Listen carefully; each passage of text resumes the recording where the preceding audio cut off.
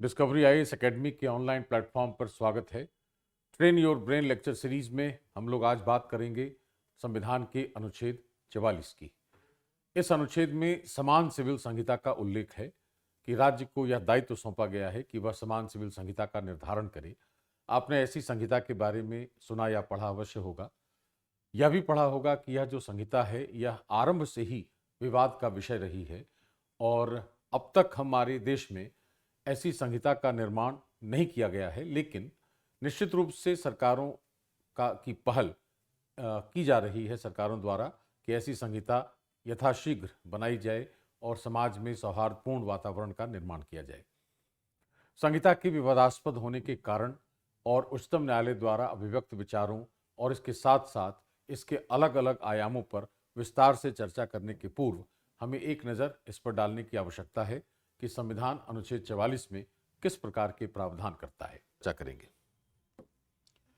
यहां लिखा है, नागरिकों के लिए एक समान सिविल संहिता। राज्य भारत के समस्त राज्य क्षेत्र में, पूरी टेरिटरी में नागरिकों के लिए एक समान सिविल संहिता प्राप्त कराने का प्रयास करेगा। भाषा बहुत सरल है और सटीक रूप में राज्य को यह उत्तरदायित्व सौंपा है संविधान ने कि वह पूरे भारत के राज्य क्षेत्र में एक समान सिविल संहिता का निर्माण करेगा। अब इसके पहले कि हम आगे बढ़ें, हमें यह समझना आवश्यक है हमारे लिए कि सिविल संहिता वास्तव में होती क्या है।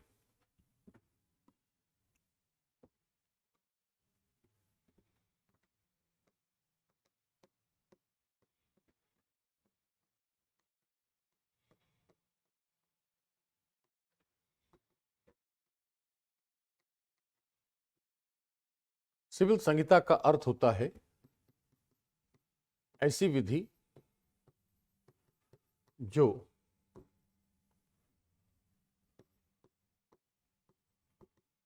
विभिन्न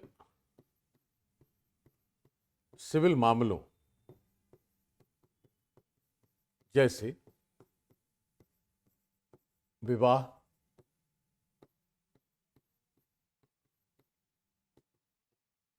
संबंध विच्छेद,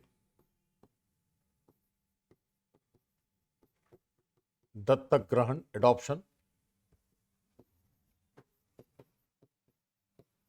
उत्तराधिकार आदि को नियमित करती है। इसको कहते हैं सिविल संहिता।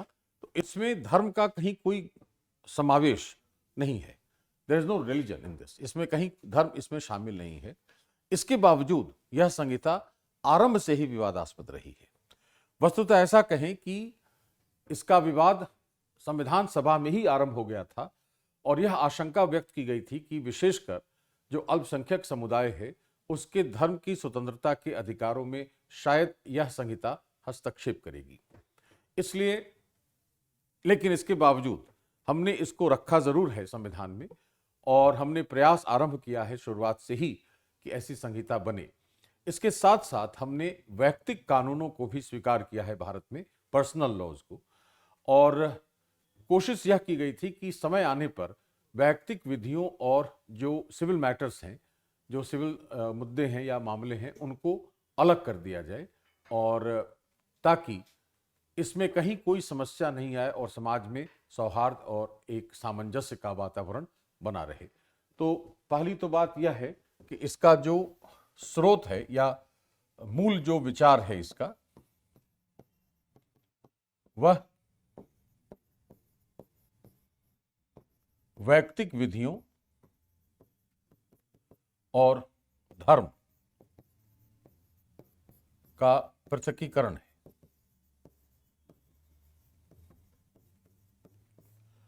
यही इसका मूल विचार था कि हाउ टू सेपरेट, कैसे अलग किया जाएगा धर्म और वैयक्तिक कानूनों को। वैयक्तिक कानूनों के प्रचलन का जो मूल कारण था वह लिखा जाएगा इसको कि ऐसी विधियों को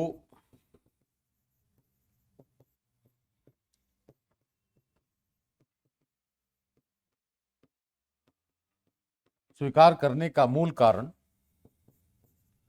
भारत का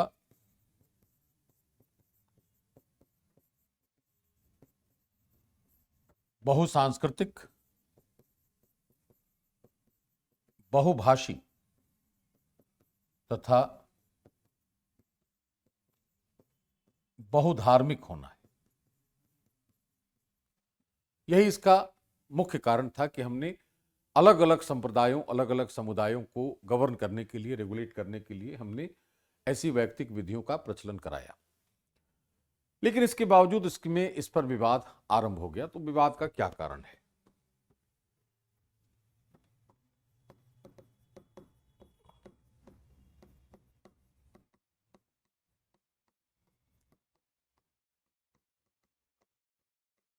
प्रस्तावित समान सिविल संहिता पर विवाद क्यों?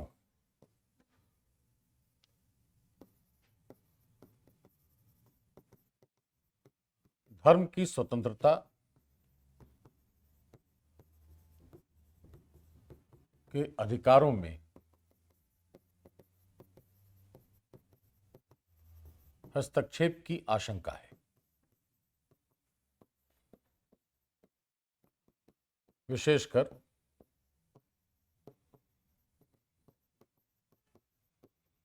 अल्पसंख्यक समुदायों में ऐसी आशंका रही है कि धार्मिक स्वतंत्रता के अधिकारों में हस्तक्षेप करेगी यह संहिता। तो हमें थोड़ा सा यह समझने की जरूरत है कि संविधान में धर्म की स्वतंत्रता के अधिकार किस रूप में है और किस तत्व पर, किस सिद्धांत पर आधारित है।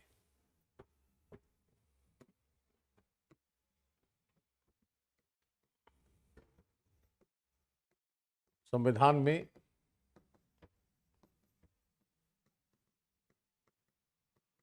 धार्मिक स्वतंत्रता है अनुच्छेद 25 से 28 में,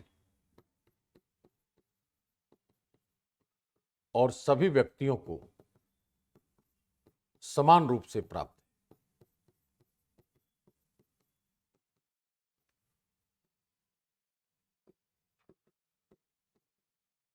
धार्मिक सहिष्णुता पर आधारित है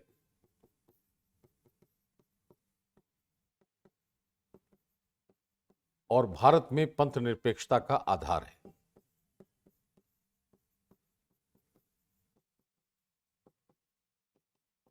यह इनकी विशेषता है, हमारे संविधान में जो धर्म की स्वतंत्रता दी हुई है। यह जो पंथ निरपेक्षता है, यह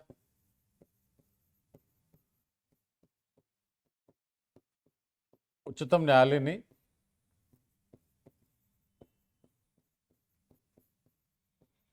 पंथ निरपेक्षता को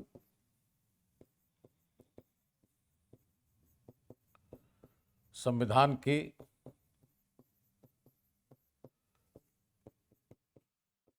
बुनियादी ढांचे में शामिल किया है। यह जो केस था, यह है SR बोम्मई बनाम भारत संघ 1994। इसमें यह शामिल किया गया। तो इसका मतलब यह है कि हमारी धार्मिक स्वतंत्रता के में हस्तक्षेप होने वाला कोई ऐसा प्रश्न नहीं उठता और ऐसी आशंका बहुत बुनियादी किसी तत्व पर आधारित नहीं है, और इसको कहा जाएगा कि बहुत तर्कसंगत आशंका नहीं है। लेकिन इसके बावजूद कई बड़े विवाद इस पर उत्पन्न हो गए, और सबसे गहरा जो विवाद था वह तब हुआ जब उच्चतम न्यायालय ने शाह बानो बेगम मामले में एक फैसला दिया कि जो परित्यक्त या तलाकशुदा जो मुस्लिम महिला है उसको रख रखाव की राशि और मुआवजा CRPC की धारा 125 के तहत पर्याप्त मिलना चाहिए और एक मुश्त मिलना चाहिए। यही सबसे बड़ा गहरा विवाद उभार दिया इस मामले ने, और उसके बाद सरकार को एक कानून बनाना पड़ा और इस आदेश को हटाना पड़ा। तो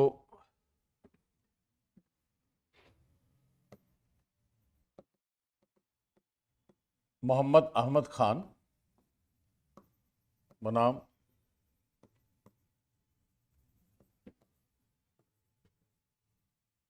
शाह बानो बेगम 1985।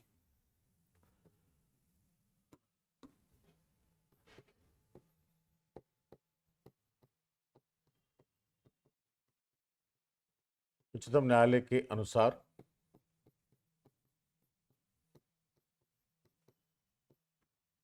तलाकशुदा मुस्लिम महिला को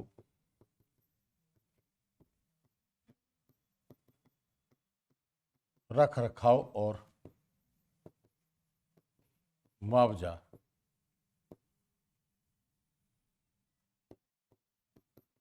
पर्याप्त रूप से एक मुश्त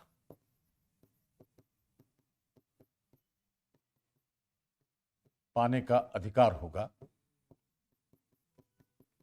कहा? धारा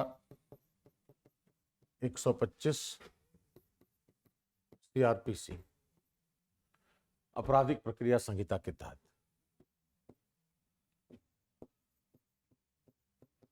यह निर्णय विवादास्पद हो गया था। अब इसके आलोक में कानून बना, मुस्लिम महिला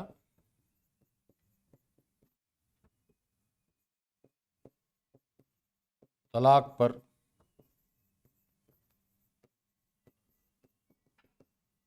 अधिकारों का संरक्षण अधिनियम 1985 और इस कानून के जरिए सरकार ने इस आदेश को दरकिनार कर दिया ताकि विवाद रोका जा सके। इसके बाद 1995 में सरला मुदगल मामले में उच्चतम न्यायालय ने फिर कहा कि समान सिविल संहिता अनिवार्य अवश्य है, लेकिन इसका निर्माण चरणबद्ध रूप से किया जाना चाहिए और पहले चरण में धर्मों को तर्कसंगत बनाने का प्रयास किया जाना चाहिए।